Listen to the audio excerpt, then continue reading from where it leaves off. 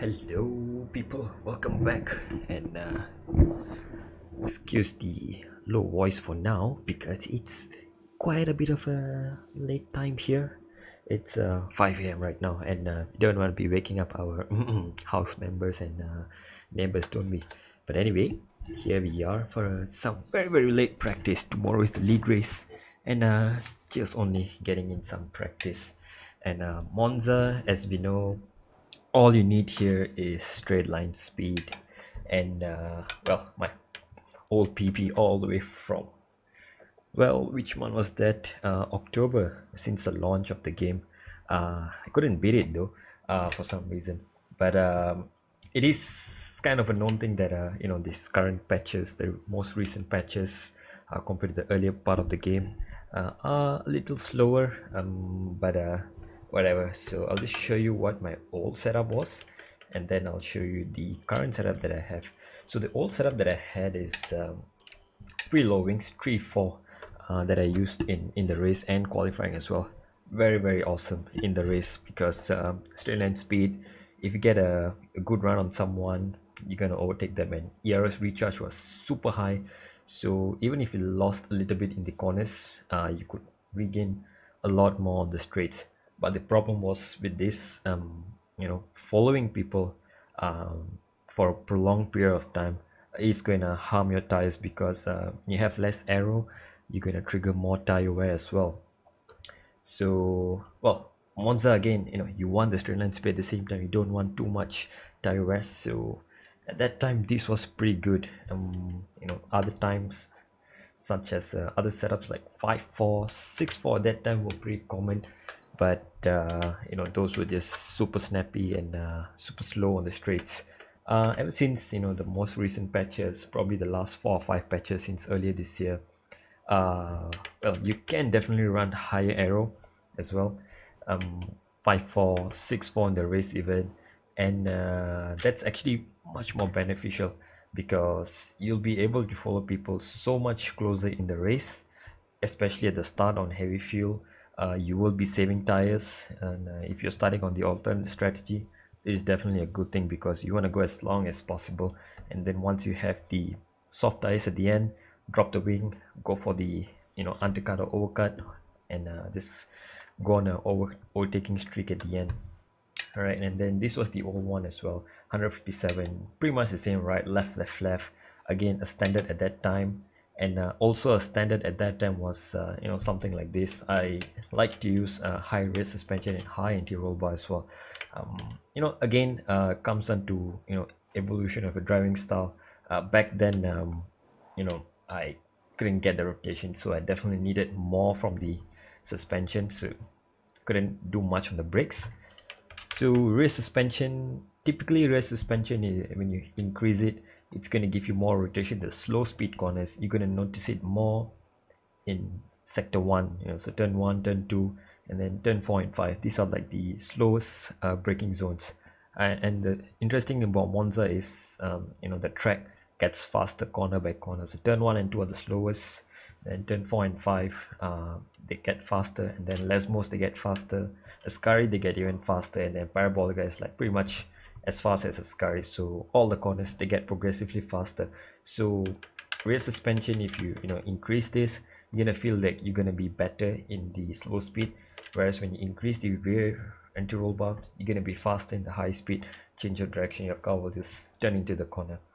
Well, whatever. So right height was 2.6 at that time, pretty good as well. 150 on the brakes. Tire pressure is pretty much where you'd want it to be. You can use this setup as well. It's pretty good. But if you want to use an updated setup that I have, well, it's not necessarily the fastest right now, but I have kind of gotten the perfect run and just invalidated by 1 mm, and then the game just invalidates it. So it was an improvement of 1/10. However, you want to achieve consistency through your lap time, so well, it is pretty consistent as well for this. So 6-4 on the wings. Again, you want to be able to follow cars, and tire wear as well. You don't really need to worry if someone overtakes you earlier and they have like what 3-5 wings, 3-4 wings, 4-4 wings.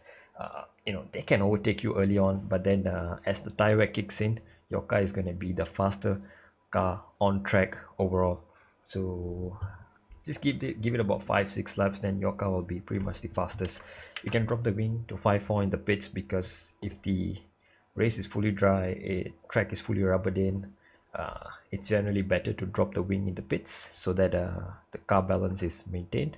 You don't get too much oversteer in the second stint on lighter fuel. 6-4 at the start, 5-4 in the end. Qualifying, you can go with 6-4 as well, 5-4. You can just play with it. If you're going for 3 runs, you can play around with it. Transmission, again, is the same, 157, so not much change with this. The reason is because you want a bit of stability under braking with the off throttle, especially into turn 1, turn 1, 2, the chicane, and then turn 4, 5. These 2 chicanes, you definitely need a bit of low speed stability, so the off throttle, that definitely helps.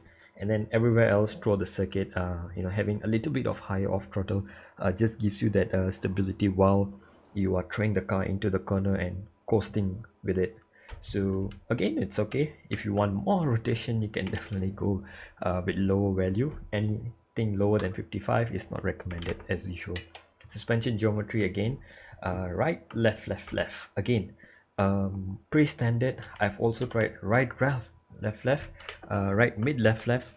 All pretty much give me about the same result. You can feel slight bit of understeer in high speed if you go with a minimum rear camber like this. It also gives you slightly better traction out of slow speed corners. You do not notice it that much in time trial, but when you go into a Grand Prix or an online race where the grip conditions are different to time trial, you will notice that having a lower rear camber like this definitely gives you a cleaner exit. You are able to put on more power as well. But in high speed, you may suffer a bit, so you can counter that by maybe reducing the off throttle by 1%, or you can just run one click higher wing. Say you're running 5-4, you can run 6-4. It's all about the balance of the car. So right, mid, left, left also works. Say you want something in between, you can experiment with this. Otherwise, off the bat, this is pretty good to go. Suspension, pretty aggressive over here, because it's a very low downforce setup. You want the rotation to come from the rear of the car rather than the front, because if you have too much front as well, you're going to be carrying a lot of downforce in the race. So then again, you gotta be managing this pretty safely. So the baseline that I always recommend is 1116 and 27. Again, it worked pretty well. This is just fine-tuning to my liking. I increased it to 7 and then 8, and I found 8 to be just nice for me in time trial. In the race, I might later on when I'm doing my race trim, I'll probably do 1.7 if that's the best way to go about it. 1.8 also good. You need more rotation from the rear, up the anti-roll bar. You need less rotation, you need the rear to be stable and give you more grip out of corners, you reduce it. That's the way to go about it. Right height 2.7, again standard.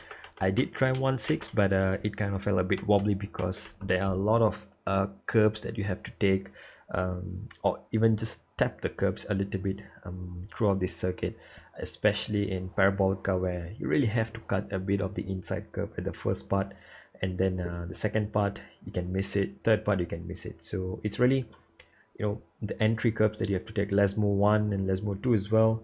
The curbs, you have to take it, otherwise you're going to be bleeding a lot of times. So just for a little bit of ground clearance, I'm running 2.7. Otherwise, it would have been probably 1.6.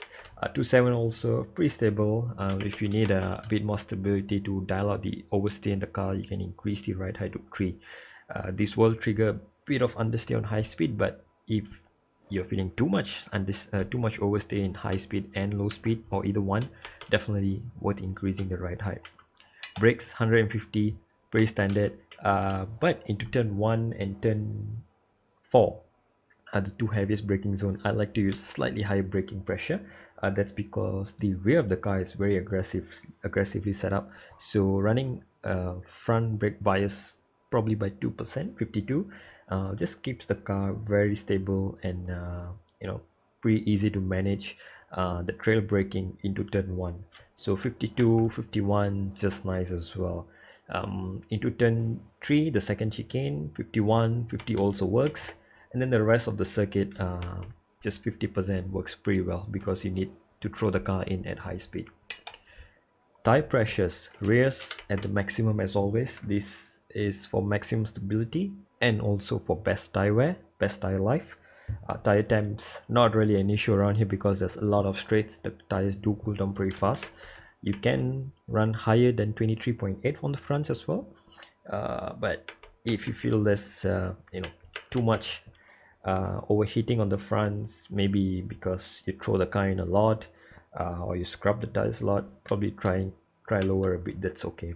23.4, 23.0 all will work well. As always, if you go low on the tire pressure, it will generate more tire wear. If you go higher, it will generate less tire wear. So if you want to kind of balance out the tire wear, say your fronts are wearing too little compared to the rear, so you want the fronts to wear out a bit more so that your car balance doesn't feel wobbly throughout the stint, you can definitely reduce the pressure by 1 or 2 clicks together. So that's it. And yeah, let's just quickly look at the setup. 6.4 on the aero, 157 on the transmission. Suspension geometry, right, left, left, left. You can also try right mid. You can also try right, right.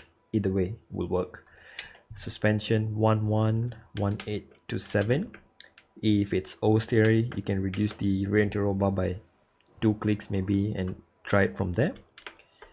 Brakes 150 as always. 51 and 52 work really well into turn 1 under heavy braking, and especially if you want to try to outbrake someone trying to overtake around the outside or inside. This definitely will help your car to be more stable and not spin or not lose the rear under braking.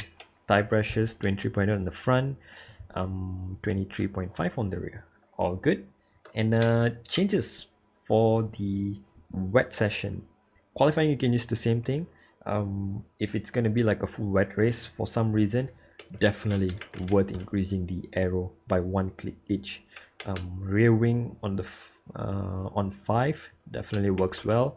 Front wing as well, you can run 7.5. Just increase 1 each and you should be good to go. And then transmission, you can drop the off throttle by 1 or even 2%. 55 works really well in the wet around here for the wet conditions, so nothing lower than 55. That'll be good. And then you can also just perhaps if it's a last minute change that you want to do, definitely consider testing out with your rear camber like this as well if you want. Suspension, you can definitely drop the rear anti-roll bar because this will make the car a lot more stable in the slow speed coming out of corners as well, giving you some traction, and that's all you'll need. Too much rear anti-roll bar in the wets, it's gonna make your car just pretty unstable. You're gonna lose the car on corner entries, on corner exits, even mid corner. So yep, tire pressures, you can keep it the same. You want some tire temps in the car so that the tires are in their ideal range. And yeah, that's about it. So let me know how this setup works, and by the time this is live, if you're watching this as it goes up, I'm probably live on Twitch. I'm having my league race. Wish me luck again. I didn't really have the best outing in the previous race in the Dutch GP, filled with incidents and lag incidents and whatnot, the usual with F1 2021. But yeah, I will see you in the next setup video. I'm gonna be uploading a Mexico setup video on Sunday or Monday, just as a fun video, because we're not doing that track, and that's still on the list for setups. So take care everyone, stay safe, and I will see you in the next video. Ciao.